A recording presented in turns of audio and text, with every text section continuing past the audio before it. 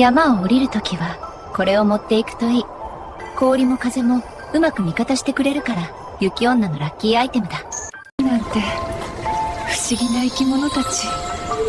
冬を愛しているのは私だけじゃないのね。また来るわ。竜の息吹は冬の心に似ているわね。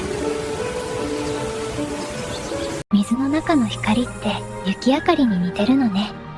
冷たいはずなのに暖かい。また来てもいいかしら。もちろんです、雪女さん。